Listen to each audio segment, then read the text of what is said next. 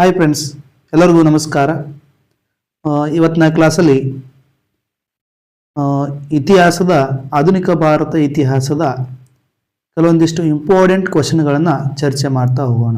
ಇವು already KS, IAS, FD, SDAಯಲ್ಲಿ ಕೇಳಿದಂಥ ಕ್ವಶನ್ಗಳಾಗಿರ್ತವೆ ಸ್ನೇಹಿತರೆ. ಮುಂದೆ ಇವು ರಿಪೀಟ್ ಆಗುವ ಚಾನ್ಸಸ್ ಇರುತ್ತೆ. ಮತ್ತು ಇದರಿಂದ ನಿಮಗೆ ಯಾವ ರೀತಿಯಾದ ಹೆಲ್ಪ್ ಆಗುತ್ತಂದ್ರೆ, ಸಬ್ಜೆಕ್ಟ್ ಓದುವಾಗ ಎಲ್ಲಿ ಕ್ವಶನ್ ತೆಗಿಬಹುದು ಅನ್ನೋಂತೇಳಿ ನಿಮಗೊಂದು ಅಂದಾಜು ಸಿಗ್ತದೆ ಸ್ನೇಹಿತರೆ.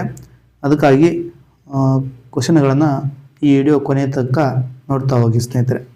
ನೋಡಿ, ಮೊದಲನೇದಾಗಿ ಕೆಳಗಿನ ಗಾಂಧೀಜಿಯವರ ಅನುಯಾಯಿಗಳಲ್ಲಿ ಯಾರು ವೃತ್ತಿಯಿಂದ ಶಿಕ್ಷಕರಾಗಿದ್ದರು? ಇದು ಆಲ್ರೆಡಿ IAS ಅಲ್ಲಿ ಕ್ವಶನ್ನ ಕೇಳಿದ ಸ್ನೇಹಿತರೆ, ಇಂಪಾರ್ಟೆಂಟ್. ಮುಂದೆ PC, PSI, SDA, FDA ಇದರಲ್ಲೂ ಸಹ ರಿಪೀಟ್ ಆಗುವ ಚಾನ್ಸಸ್ ಇದೆ ಸ್ನೇಹಿತರೆ. ನೋಡಿ, ಗಾಂಧೀಜಿಯವರ ಅನುಯಾಯಿಗಳಲ್ಲಿ ಯಾರು ವೃತ್ತಿಯಿಂದ ಶಿಕ್ಷಕರಾಗಿದ್ದರು ಅಂತೇಳಿ ಕ್ವಶನ್ ಕೇಳೋಣ. Option A AN Sinha, B Braj Kishore Prasad, C JB Kripalani, D Rajendra Prasad. ಇಲ್ಲಿ ಆನ್ಸರ್ ಯಾವ್ದಾಗುತ್ತೆ ನೋಡಿ ಸ್ನೇಹಿತರೆ, JB ಕೃಪಲಾನಿ. JB ಕೃಪಲಾನಿಯವರು ವೃತ್ತಿಯಿಂದ ಶಿಕ್ಷಕರಾಗಿದ್ದರು. ಇವರು ಗಾಂಧೀಜಿಯವರ ಅನುಯಾಯಿ. ಮತ್ತು JB ಕೃಪಲಾನಿ ಮೂಲಭೂತ ಹಕ್ಕುಗಳ ಉಪಸಮಿತಿ ಅಧ್ಯಕ್ಷರಾಗಿದ್ದರು. ಮೂಲಭೂತ ಹಕ್ಕುಗಳ ಉಪಸಮಿತಿ ಅಧ್ಯಕ್ಷರು ಯಾರಾಗಿದ್ದರು ಅಂತಂದಾಗ JB ಕೃಪಲಾನಿ ಅಂತೇಳಿ ಗೊತ್ತಿರಲಿ, ಇಂಪಾರ್ಟೆಂಟ್ ಕೇಳ್ತಾನೆ ಸ್ನೇಹಿತರೆ. ನೆಕ್ಸ್ಟ್, ರಾಜೇಂದ್ರ ಪ್ರಸಾದ್. ರಾಜೇಂದ್ರ ಪ್ರಸಾದ್ ಅವರು ದೇಶದ ಮೊಟ್ಟ ಮೊದಲ ರಾಷ್ಟ್ರಪತಿ ಯಾರದ ಡಾಕ್ಟರ್ ಬಾಬು ರಾಜೇಂದ್ರ ಪ್ರಸಾದ್. ಮತ್ತೆ ಇವರು ವೃತ್ತಿಯಿಂದ ಏನಾಗಿದ್ರು ಅಂತಂದಾಗ ವಕೀಲರಾಗಿದ್ರು. ವಕೀಲರಾಗಿದ್ರು ಯಾರು? ಡಾಕ್ಟರ್ ಬಾಬು ರಾಜೇಂದ್ರ ಪ್ರಸಾದ್ ಅವರು. ನೆಕ್ಸ್ಟ್, ಇಷ್ಟು ಗೊತ್ತಿರಲಿ ಸ್ನೇಹಿತರೆ, ಇಂಪಾರ್ಟೆಂಟ್. ನೆಕ್ಸ್ಟ್ ನೋಡಿ, ಅಬ್ದುಲ್ ಕಲಾಂ ಆಜಾದ್ ಹೊರತಂದ ಪತ್ರಿಕೆ ಯಾವುದು ಅಂತ ಕ್ವಶನ್ ಕೇಳೋಣ. ಅಬ್ದುಲ್ ಕಲಾಂ ಆಜಾದ್ ರವರು ಹೊರತಂದ ಪತ್ರಿಕೆ ಯಾವುದಂತೆ ಕ್ವಶನ್ ಕೇಳೋಣ. ಆಪ್ಷನ್ A ಅಲ್ Hilal, B ಕಾರ್ಮೆಡ್, C the Indian sociologist, D zamindar ಅಂತೆ. ಇಲ್ಲಿ ಅಬ್ದುಲ್ ಕಲಾಂ ಆಜಾದ್ ಅವರು ಹೊರತಂದ ಪತ್ರಿಕೆ ಯಾವ್ದಂದಾಗ ಇಂಪಾರ್ಟೆಂಟ್ ಸ್ನೇಹಿತರೆ. ಬಹಳ ಸತಿ ಎಲ್ಲ ಕ್ವಶನ್ ಪೇಪರ್ಗಳಲ್ಲೂ ಸಹ ರಿಪೀಟ್ ಆಗಿದೆ, ಮುಂದೂ ಸಹ ರಿಪೀಟ್ ಆಗುವ ಚಾನ್ಸಸ್ ಇದೆ. ಅಲ್ ಹಿಲಾಲ್ ಎಂಬ ಪತ್ರಿಕೆಯನ್ನು ಹೊರಡಿಸಿದವರು ಯಾರಂದಾಗ ಅಬ್ದುಲ್ ಕಲಾಂ ಆಜಾದ್ ಅವರು ಈ ಪತ್ರಿಕೆಯನ್ನ ಹೊರಗೆ ತರ್ತಾರೆ. ಇದು ಗೊತ್ತಿರಲಿ. ನೆಕ್ಸ್ಟ್, 1885ರ ಡಿಸೆಂಬರ್ನಲ್ಲಿ ಭಾರತೀಯ ರಾಷ್ಟ್ರೀಯ ಕಾಂಗ್ರೆಸ್ ಪ್ರಥಮ ಅಧಿವೇಶನ ಎಲ್ಲಿ ನಡೆಯಿತು? ಇದಂತೂ PC, PSI ಹಿಡಿದು KS ವರೆಗೂ, IAS ವರೆಗೂ ಸಹ ಕ್ವಶನ್ ಆಗಿದೆ ಸ್ನೇಹಿತರೆ. ಮುಂದೂ ಸಹ ಆಗ್ಬಹುದು. ಈ ರೀತಿಯಾದ ಕ್ವಶನ್ಗಳನ್ನು ಕೇಳ್ತಾ ಹೋಗ್ತಾನೆ. Option A Ahmedabad, Bombay, Calcutta, Delhi. ಇಲ್ಲಿ 1885ರಲ್ಲಿ ಕಾಂಗ್ರೆಸ್ ಸ್ಥಾಪನೆ ಆಗುತ್ತಾ? Direct question. INC ಸ್ಥಾಪನೆ ಆಗಿದ್ದು ಯಾವಾಗ ಕೇಳ್ತಾನ? 1885ರಲ್ಲಿ.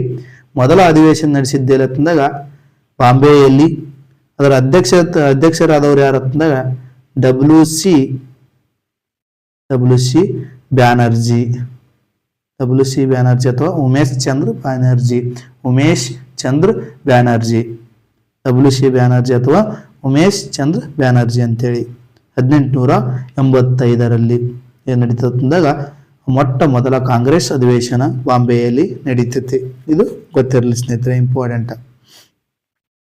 ನೆಕ್ಸ್ಟ್, ಅಹಮದಾಬಾದ್ ನಗರವನ್ನ ಏನಂತ ಕರಿತಾರಂದಾಗ ಪಶ್ಚಿಮದ ಮ್ಯಾಂಚೆಸ್ಟರ್. ಭಾರತದ ಪಶ್ಚಿಮದ ಮ್ಯಾಂಚೆಸ್ಟರ್ ಯಾವತ್ತಂದಾಗ ಅಹಮದಾಬಾದ್, ಗುಜರಾತ್ನಲ್ಲಿ ಕಂಡುಬರುತ್ತೆ ನೋಡಿ ಸ್ನೇಹಿತರೆ.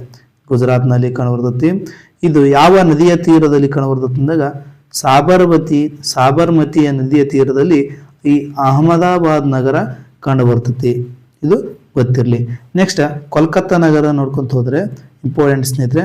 ಕೋಲ್ಕತ್ತಾ ನಗರ ಇದು ಹಿಂದೆ ತಾಮ್ರ ಲಿಪಿ ಎಂದು ಕರೆಯಲಾಗ್ತಿತ್ತು. ಇದರ ಹಿಂದಿನ ಹೆಸರು, ಕೋಲ್ಕತ್ತಾದ ಹಿಂದಿನ ಹೆಸರು ತಾಮ್ರ ಲಿಪಿಯಲ್ಲಿ ಮೌರ್ಯರ ಕಾಲದಲ್ಲಿ ಕೋಲ್ಕತ್ತಾ ಬಂದರವನ್ನ ಏನಂತ ಕರೆಯಲಾಗುತ್ತಿತ್ತು ಅಂದಾಗ ತಾಮ್ರ ಲಿಪಿ ಎಂದು ಕರೆಯಲಾಗ್ತಿತ್ತು. ತಾಮ್ರ ಲಿಪಿ ಅಂತೇಳಿ, ತಾಮ್ರ ಲಿಪಿ. ನೆಕ್ಸ್ಟ್ ಕೋಲ್ಕತ್ತಾ ನಗರ ಏನಪ್ಪಾ ಅಂತಂದಾಗ ಒಂದು ಬಂದರು ನಗರ. ಯಾವ ನದಿಯ ತೀರದಲ್ಲಿ ಕಂಡುಬರ್ತದೆ ಅಂದಾಗ ಹೂಗ್ಲಿ ನದಿಯ ತೀರದಲ್ಲಿ ಕಂಡುಬರ್ತೈತಿ. ಹೂಗ್ಲಿ ನದಿಯ ತೀರದಲ್ಲಿ ಕಂಡುಬರುವ ಬಂದರು ಯಾವುದು ಕೇಳಿದಾಗ ಕೋಲ್ಕತ್ತಾ ಬಂದರು. ಉಬ್ಬರವಿಳಿತ ಬಂದರು, ನದಿಯ ತೀರದಲ್ಲಿರುವ ಬಂದರು ಯಾವ್ದಂದಾಗ ಕೋಲ್ಕತ್ತಾ ಬಂದರು ಅಂತೇಳಿ ಗೊತ್ತಿರಲಿ ಸ್ನೇಹಿತರೆ, ಇಂಪಾರ್ಟೆಂಟ್. ಪಶ್ಚಿಮ ಬಂಗಾಳದ ರಾಜಧಾನಿನೂ ಹೌದು, ಇದು ಪಶ್ಚಿಮ ಬಂಗಾಳದ ರಾಜಧಾನಿ. ನೆಕ್ಸ್ಟ್ ASI ನ ಕೇಂದ್ರ ಕಚೇರಿಯಲ್ಲಿ ಕಾಣಬರ್ತದೆ, ಇದೇ ಕೋಲ್ಕತ್ತಾದಲ್ಲಿ ಕಾಣಬರ್ತೈತಿ. ಸ್ಥಾಪನೆ ಮಾಡಿದವರು ಯಾರು ಅಂದಾಗ ಲಾರ್ಡ್ ಕನ್ನಿಂಗ್ ಹ್ಯಾಮ್. ಎಷ್ಟರಲ್ಲಿ ಅಂತಂದ 1861ರಲ್ಲಿ ಲಾರ್ಡ್ ಕನ್ನಿಂಗ್ ಹ್ಯಾಮ್ ಅವರು ಈ ಕೋಲ್ಕತ್ತಾದಲ್ಲಿ ASI ಈ ಸಂಸ್ಥೆಯನ್ನ ಅಲ್ಲಿ ಕೋಲ್ಕತ್ತಾದಲ್ಲಿ ಸ್ಥಾಪನೆ ಮಾಡ್ತಾರೆ ಅಂತೇಳಿ ಗೊತ್ತಿರಲಿ ಸ್ನೇಹಿತರೆ, ಇಂಪಾರ್ಟೆಂಟ್.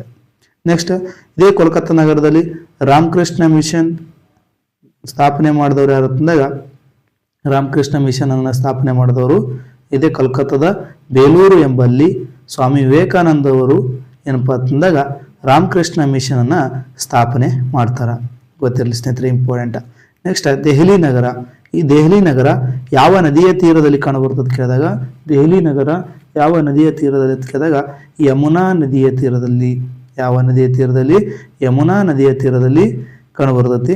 ನೆಕ್ಸ್ಟ್ ದೆಹಲಿ ನಗರದ ಹಿಂದಿನ ಹೆಸರು ಯಾವ್ದು ಅಂದಾಗ ಇಂದ್ರಪ್ರಸ್ಥ. ಏನು? ಇಂದ್ರಪ್ರಸ್ಥ. ದೆಹಲಿ ನಗರದ ಹಿಂದಿನ ಹೆಸರು ಇಂದ್ರಪ್ರಸ್ಥ, ಗೊತ್ತಿರಲಿ ಸ್ನೇಹಿತರೆ, ಇಂಪಾರ್ಟೆಂಟ್.